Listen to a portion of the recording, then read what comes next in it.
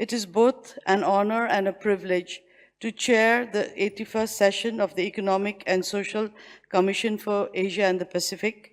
I extend my heartfelt appreciation to the outgoing chair for her leadership, as well as to the Executive Secretary and SCAP for her unwavering commitment to advancing inclusive and sustainable development in our region. Global IME Bank, Sabai ka lagi bank. We meet at a time of global and regional transformation. The Asia-Pacific region today confronts a number of critical policy challenges. First, rising fiscal vulnerabilities as well as financial limitations are constraining the ability of governments to deliver essential services and make the necessary long-term investments in human capital and sustainable infrastructure. Second, trade fragmentation and protectionist trends threaten to reverse hard-won development gains. Third, the digital divide, particularly between urban and rural communities, remains stark. Without urgent action, this divide will not only deepen inequality, but also hinder inclusive growth. Fourth, social protection systems remain inadequate. We must significantly increase investments in social protection, drawing from best practices across the globe and tailoring them to our regional context. Fifth, the Asia-Pacific region is on the front lines of climate-induced disasters. Our cities and communities are vulnerable to devastating floods, droughts, and extreme weather events. Our Himalayas, which are not only the source of water, but also the livelihoods and civilization, have been disproportionately affected by the impact of climate change.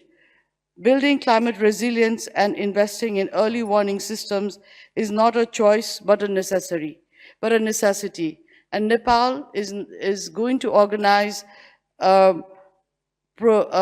dialogue precisely on this issue on the 16th and 18th, from the 16th to the 18th of May, on the topic Sagarmatha Sambad, or the Everest Dialogue.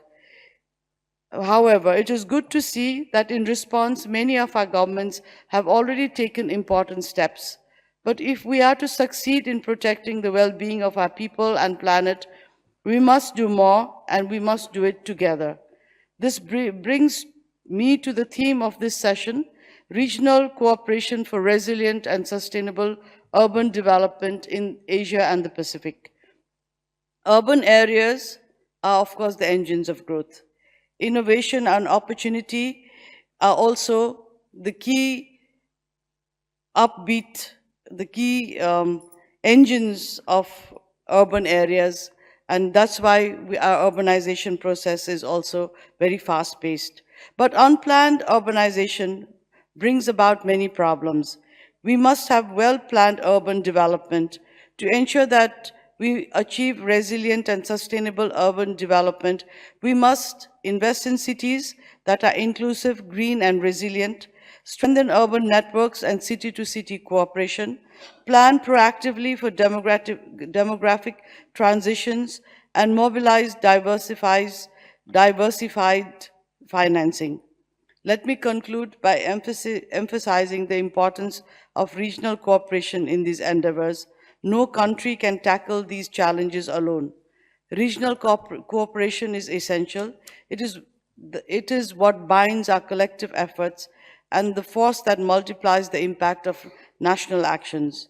In this context, SCAP plays an indispensable role. As the regional development arm of the United Nations, SCAP provides a common and action-oriented platform for dialogue, knowledge exchange, and policy innovation.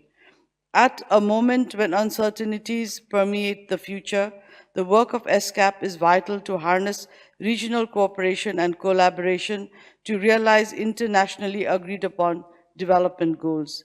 Excellencies, the road ahead is challenging, but with the spirit of cooperation that defines our region and with the vital work of SCAP, we can overcome these obstacles.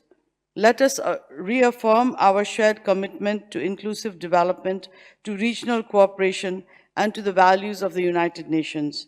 Let us strengthen our collaboration for the well-being of our people and the future of our planet. Secretary, distinguished delegates, I thank you all for the has recorded a message to the Commission. May I invite the conference room officer to kindly play the video. Distinguished delegates, it is both an honor and a privilege. Will take place on the ground floor of the Secretariat building, and we invite all delegates.